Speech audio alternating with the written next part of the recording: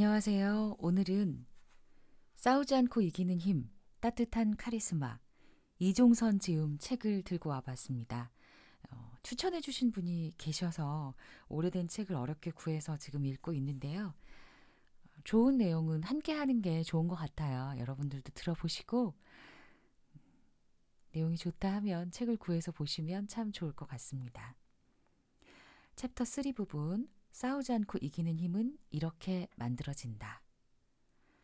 긍정적인 심상화를 만들어라. 긍정적인 자기 인식부터 시작하라. 사람은 하루에 5,000가지 이상의 생각을 한다고 한다. 그중 황금은 땅속에서보다 인간의 생각 속에서 더 많이 채굴된다는 철학자 나폴레옹 힐의 말처럼 황금을 캐내는 듯한 귀한 생각들이 있는가 하면 백해무익한 생각들도 있다.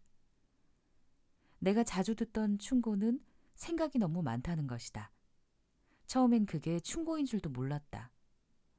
생각이 깊은 것과 많은 것을 혼동한 것이다. 영화 라스트 사무라이를 보며 다시 그 결점을 떠올리게 되었다. 주인공 네이든 알그렌 대위, 톰 크루즈 역이 사무라이들에게 무술을 배울 때 처음에는 계속 맞기만 한다. 사무라이는 당신은 생각이 너무 많다. 공격에 대해 이것저것 생각하는 것은 오히려 방해가 된다. 마음을 비우라고 충고한다. 그저 상대방의 마음과 움직임을 읽으라는 것이다. 주인공은 무수한 연습을 통해 칼을 다루기보다 자신의 마음을 비우고 상대를 읽는 연습을 한다. 결정적인 대련의 순간에도 그는 그 말을 되낸다. 그리고 결국 승리한다. 스포츠 심리학자들에 의하면 운동선수들이 최고의 기량을 발휘하며 활동할 때 분석작용을 하는 좌뇌를 말 그대로 차단해버린다고 한다. 많은 생각은 능력을 저하시키는데 이를 분석에 의한 마비라고까지 표현한다. 생각이 많다는 것에는 불안, 걱정, 괜한 우려가 많은 것이 대부분이다. 이러면 어떡하지? 혹시 이러지 않을까? 짧게 집중적으로 깊이 생각하고 머리를 비워야 새로운 것들이 들어올 텐데 늘 머릿속이 잡다하게 차 있으면 도대체 새 생각이 들어올 수가 없다. 결론은 하나다. 생각의 양을 줄이려면 집중적으로 생각한 후 긍정적으로 믿는 것이다. 무조건 합리화하고 낙관하는 것도 문제지만 노심초사가 이를 망치기 십상이다. 긍정적인 암시와 사고는 매일매일 일상뿐만 아니라 그 사람의 이미지에 영향을 미쳐 인생의 결정적인 계기를 만들어준다. 펜실베이니아 대학교 심리학과 마틴 셀리그먼 교수는 긍정적인 태도를 가진 사람들이 비슷한 능력의 비관론자에 비해 성공할 가능성이 훨씬 더 높다고 지적했다. 피할 수 없으면 즐기라는 말을 내가 처음 듣게 된 것은 어느 대기업의 임원을 통해서였다.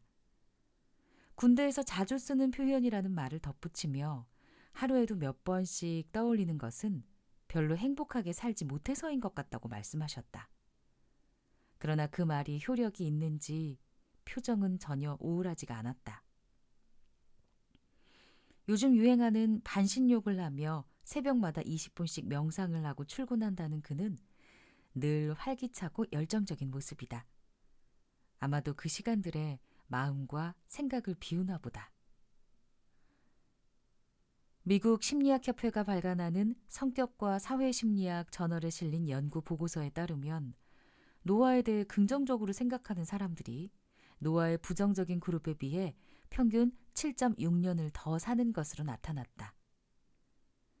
이 연구를 진행한 미국 예일대학교 의대 베카 레비 교수는 4년 정도 수명 연장 효과가 있는 것으로 알려진 저혈압, 낮은 콜레스테롤 수치 같은 생리적 지표보다 노화에 대한 긍정적 자기인식이 더 중요하다고 주장했다. 그는 또 노화에 대한 긍정적 사고는 각각 수명을 1년, 3년 늘려주는 것으로 알려진 금연, 운동 등의 요인들보다도 훨씬 중요하다고 덧붙였다. 나이 들어가며 자신의 이미지를 가꾸고 관리하는 데도 사고의 방향은 가장 중요한 요소다. 대부분의 사람들은 표정과 동작, 그리고 사용하는 언어에 성격이나 내적인 성향이 반영된다. 그렇기 때문에 긍정적인 사고가 중요하다. 활기차고 열정적인 이미지를 갖고 있는 사람들은 대부분 긍정적인 사고를 한다. 의심 많고 까다로운 환자를 대하면서도 짜증을 내지 않는 한 전문의에게 비결을 물었다. 그래서 사람 대하는 일이 어렵다는 거겠죠? 사실 매일 쉬운 문제만 풀면 재미없어요. 풀기 어려운 문제가 생겼을 때가 바로 능력을 발휘할 수 있는 때가 아니겠어요? 이렇게 말하면서 웃던 그의 모습이 한결 더 젊어 보였다. 별의별 환자를 만나다 보면 관심과 실력만으로 그들을 만족시킬 수는 없기에 연구할 때와는 달리 다양하게 자신을 표현할 기회가 되어 오히려 좋다고 한다. 반면에 부정적인 사고의 소유자는 습관적으로 투덜거린다. 행동이 거칠기 일쑤고 수시로 상황과 상대방에 대해 적개심을 드러낸다. 자연히 피로감도 많이 느낀다. 이런저런 스트레스 때문에 자주 아프다. 긍정적인 사고와 적극적인 행동이 감정과 신체를 리드하는 것은 분명 사실이다. 이미지 컨설팅을 하다 보면 아주 빠르게 상태가 개선되는 사람들이 있는가 하면 들인 시간과 노력에도 불구하고 만족할 만한 결과가 잘 나오지 않는 상대가 있다. 심지어 어떤 고객들은 스스로 노력은 하지 않으면서 컨설팅만 받으면 마술처럼 변화가 일어나겠거니 기대만 하기도 한다. 이런 경우에는 컨설팅을 하는 나로서도 별로 흥이 나지 않는 것이 당연하다. 나 역시 사람이므로 짜증나는 고객이 있다. 항상 토를 달고 본인은 노력하지 않으면서 요구가 많은 경우가 대표적이다. 그런데 어느 날 가만히 생각해 보니 나 역시 반성할 점이 있었다. 컨설팅을 할 때부터 이 사람은 열심히 컨설팅을 해도 별로 바뀌지 않을 것이라는 부정적인 생각을 가지고 그를 대했다면 그러한 마음 상태가 진행에 도움을 주었을 리 없다. 존 메이저 전 영국 총리는 아주 가난한 가정에서 태어났다. 16살 때 학교를 중퇴한 그는 가족을 부양하기 위해 노동 현장에 뛰어들었다. 그는 총리가 된 후 기자들로부터 고난의 세월을 어떻게 극복했느냐는 질문을 받고 이렇게 대답했다. 그 어떤 상황에서도 비관적인 생각을 갖지 않았다. 항상 희망을 갖고 일하면 부정적인 생각이 사라진다. 하늘은 표정이 밝고 긍정적인 사고를 가진 사람에게 복을 내려준다. 그의 말을 뒤집으면 염세적이고 부정적인 생각은 좋은 이미지와 행복을 갉아먹는 존벌레와도 같다는 것이다. 심리학자들의 연구 결과가 말해주듯이 사고의 방향을 긍정적으로 전환하면 행동이 달라진다. 자기가 몸담은 분야에서 성공하고 싶다면 자기가 성공한 모습을 구체적으로 머릿속에 그려보는 연습을 해보라. 그것이 심상화다. 유능한 최고 경영자가 되고 싶다면 바라는 모습이 된 당당한 자신을 마음속에 담고 수시로 상상해 보는 것이다. 이러한 긍정적인 방향으로의 사고가 중요한 것은 감정과 신체가 사고를 따라가기 때문이다. 사고의 방향을 전환하는 것은 감정을 조절하는 것보다 쉽다. 아, 행복해 하고 감정으로 느낄 기회는 많지 않아도 나는 땡땡해서 행복하다고 생각하는 것은 하루에 10번도 할 수 있다. 긍정적인 사고의 소유자는 행동에 활기가 있고 표정이 밝다. 행동의 변화가 빠르고 감정이 쉽게 동요하지 않는다.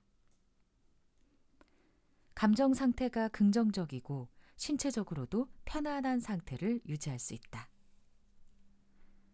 긍정적인 것에 마음을 집중하면 할수록 결과는 더욱 좋아진다. 어떤 일을 하기 전, 누군가와 만나기 전 이렇게 긍정적인 자기 암시를 하면 자신의 이미지에 놀랄 만큼 좋은 영향을 준다. 누군가와 감정적인 골을 메워야 하거나 협상을 해야 할 때, 만나기 전 결과에 대해 긍정적인 자기 암시를 해보라. 확인하기 쉬운 방법 중에 하나가 사진이다. 사진을 찍을 때 성공한 자신의 모습을 머리에 그리면서 카메라를 보면 평소와 다른 자신감 있는 모습을 사진으로 확인하게 될 것이다. 행복하다라고 생각하며 찍으면 표정이 훨씬 화사하다. 어떻게 생각하느냐 하는 것은 마치 자동차의 앞바퀴와도 같다. 돌리는 방향에 따라 뒷바퀴에 해당하는 감정과 신체의 반응이 달라진다. 이미지 관리는 긍정적 사고 전환에서 출발한다. 골프에서도 심리적인 요인이 90%이고 신체적 요인은 10%에 지나지 않는다고 한다. 많은 프로 골퍼들이 샷을 하기 전 단 1초 동안 샷의 결과에 대해 낙관적인 생각을 갖는 것만으로도 근육의 움직임을 지배하는 뇌는 긍정적인 판단을 한다고 충고한다. 샷을 하기 전 마음속으로 플레이를 미리 그려보는 심상화가 중요한 것은 바로 이 때문이라고 한다. 심상화는 실제로 목표를 달성하는 데 지대한 영향을 끼친다. 브리티시 오픈과 US 오픈 챔피언이었던 토니 제클린도 다음과 같이 말했다. 두 메이저 대회에서 플레이하면서 나는 완벽한 집중, 무아의 경지를 경험했다. 모든 것이 태초의 순간처럼 고요했고 너무나 선명했다. 링크스 코스의 바람조차도 의식하지 못했다. 내가 몇 번째 홀에 와 있는지도 스코어도 몰랐다. 바로 그 순간 그에게는 긍정적인 암시 외에는 아무것도 없었던 것이다. 마음 한구석을 긍정적인 생각과 계획으로 채울 때 근육도 최상의 반응을 한다는 것이다. 긍정적 사고는 정신적인 면에 건전한 영향을 줄 뿐만 아니라 신체의 건강 상태도 양호해진다. 젊고 건강한 삶의 시작은 어떤 운동을 하느냐보다 어떤 생각을 하느냐에 달렸음이 분명하다. 똑똑하기보다 친절하라. 유태인 속담 중에 똑똑하기보다는 친절한 편이 낫다는 말이 있다. 그런데 친절한 것이 바로 똑똑한 것이다라 말해도 손색이 없을 듯하다. 세상은 따뜻하고 친절한 사람들을 기억하고 그들에게 특별한 기회를 주기 때문이다. 마치 우연인 것처럼 말이다. 비바람이 몰아치는 늦은 밤, 미국의 어떤 지방 호텔에 노부부가 들어와 예약은 안 했지만 혹시 방이 있습니까? 하고 물었다. 호텔 직원은 자기네 호텔에는 방이 없었기 때문에 다른 호텔에도 연락을 해보았지만 근방의 어느 호텔에도 방이 없었다. 그 직원은 객실은 없습니다만 이처럼 비도 오고 새벽 1시나 되는 시간이니 차마 나가시라고 할 수가 없군요. 괜찮으시다면 누추하지만 제 방에서 주무시면 어떨지요? 라며 기꺼이 자신의 방을 제공했다. 다음 날 아침 신사가 말했다. 당신은 미국에서 제일 좋은 호텔 사장이 되어야 할 분인 것 같군요. 당신을 위해 언젠가 호텔을 하나 지어드리도록 하지요. 그 직원은 정중한 인사와 함께 그냥 웃을 뿐이었다. 그런데 2년이 지난 후 그때의 노신사가 그 호텔 직원에게 뉴욕행 왕복 비행기표와 함께 자기를 방문해달라는 편지를 보내왔다. 그가 뉴욕에 도착하자 그 노신사는 뉴욕 중심가의 대리석으로 만든 궁전 같은 호텔을 가리키며 말했다. 이 호텔은 당신이 경영하도록 내가 지은 것이지요. 그 호텔 직원이 바로 조지 볼트로. 그는 이를 계기로 미국 최고급 호텔인 월도프 아스토리아의 사장이 되었다. 어찌하면 빨리 진급할지 고객을 더 유치할 수 있을지 고민에 빠져 있으면서 노인네 따위는 귀찮아했다면 그에겐 없을 행운이었다. 예약을 하셨어야죠. 안 그렇습니까? 이 고생은 본인이 자처하신 겁니다. 맞죠? 했다면 그 똑똑함 때문에 놓쳤을 미래다. 피츠버그의 가구회사 점원으로 일하던 클리멘트 스톤은 처마 밑에서 비를 피하던 어느 할머니를 발견하고는 상점 안으로 모셔와 친절을 베푼 일이 있었다. 다른 종업원들은 할머니를 거들떠보지 않았지만 클리멘트 스톤은 차를 대접하며 할머니를 따뜻하게 모셨다. 얼마 후 그는 강철한 카네기로부터 초청장을 받았는데 알고 보니 그 할머니가 바로 카네기의 어머니였다.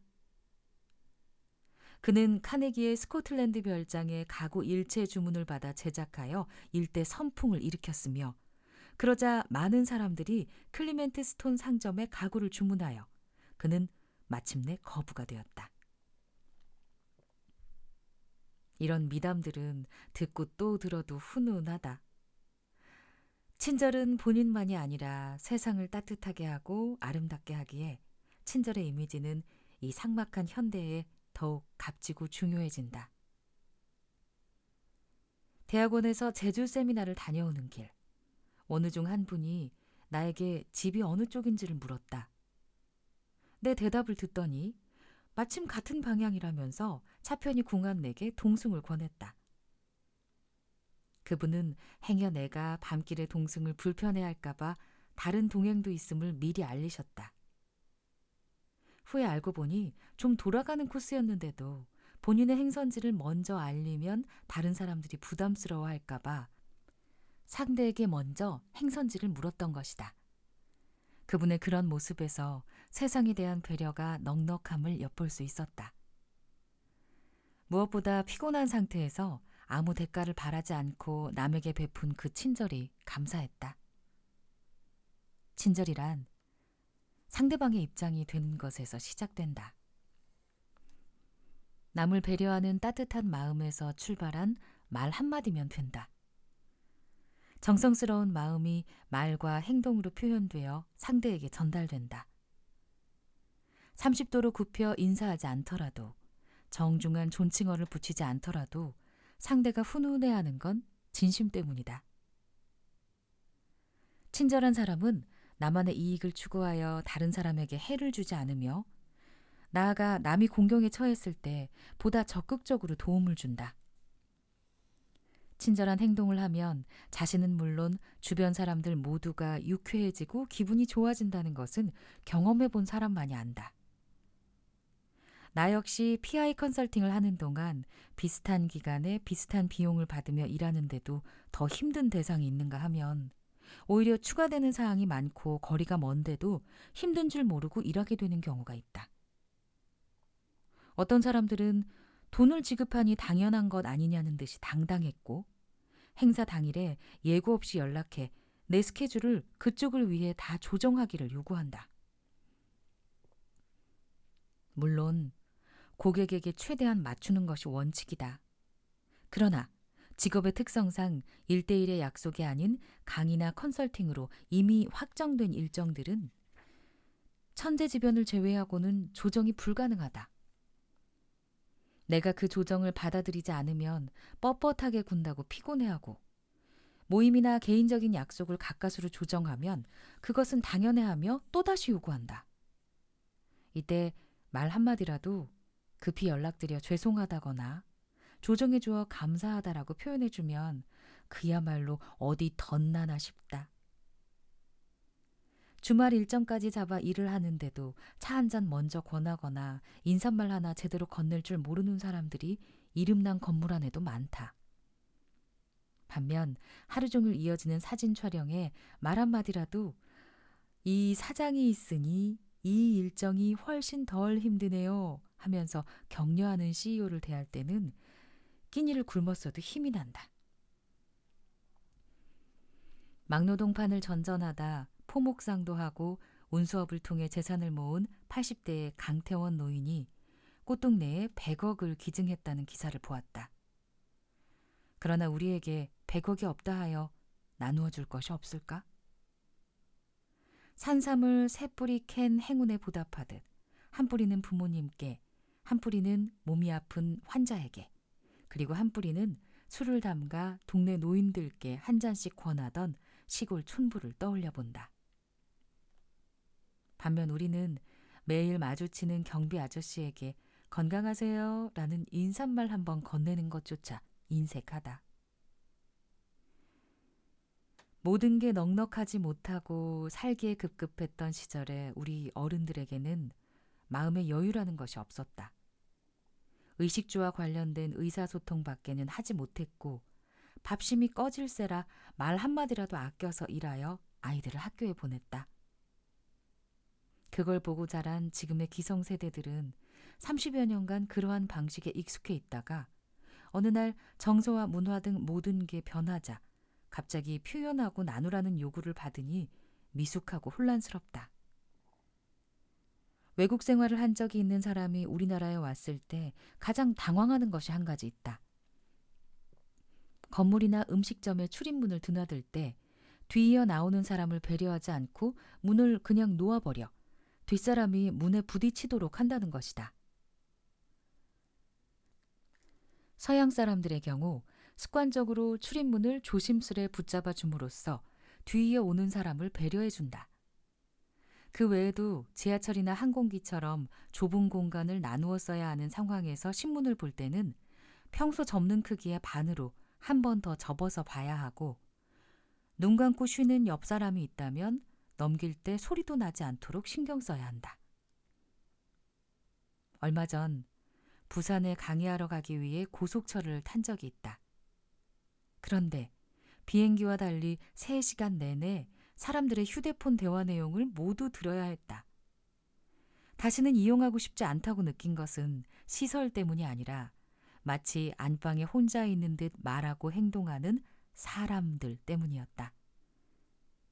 심지어 말끔한 양복을 입은 옆좌석 아저씨가 샌드위치를 먹는 나를 보고서도 양말을 벗더니 급기야 발을 만지작거리기 시작하는 것을 보아야 했다. 몇 해 전 모 이동통신회사 광고에서 문 잡아주기, 지하철에서 바로 앉기를 연출하여 보여주었다. 그런데도 여전히 우리 생활에서는 타인을 배려하는 모습이 부족한 것 같다. 지금은 낯선 사람이지만 언젠가 다시 만나게 될 인연일지 모른다. 내가 먼저 타인을 존중할 줄 아는 마음의 표현이 우리에게는 절실하다. 물리적 여유 속에서 자라난 젊은 세대도 마음의 여유가 없고 표현을 못하기는 마찬가지다.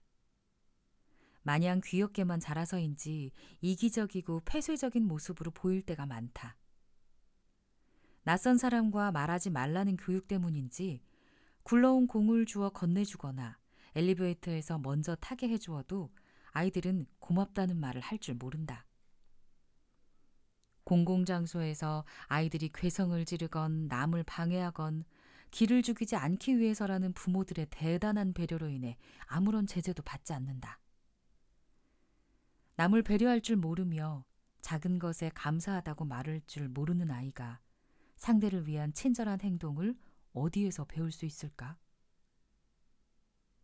서양에서 에티켓의 기본은 타인에게 폐를 끼치지 않아야 한다는 것, 서로 존중해 주는 것, 나아가 서로 도움이 되어야 하는 것이라 한다.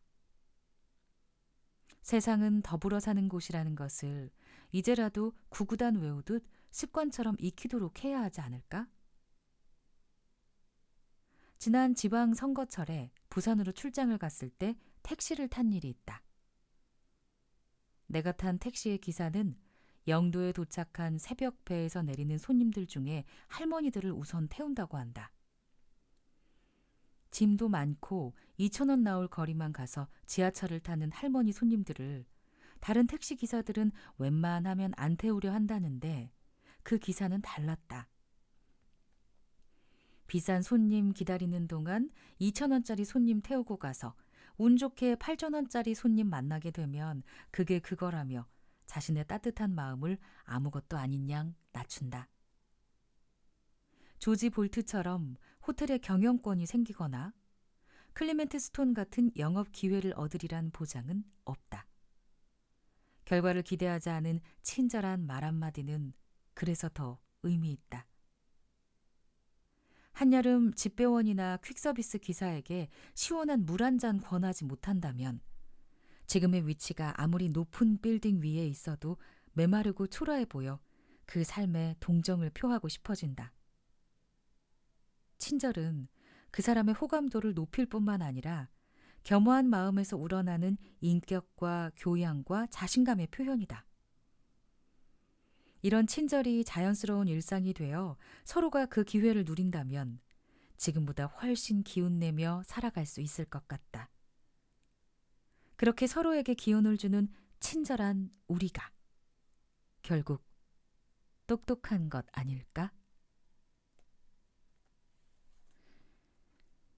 네, 오늘은 싸우지 않고 이기는 힘, 따뜻한 카리스마, 이종선 지음, 갤리온에서 출판했네요. 책을 읽어봤습니다. 우리도 따뜻한 카리스마를 다 가지면 참 좋을 것 같아요. 오늘도 모두들 즐거운 하루 되시고요. 매일매일 행복하세요.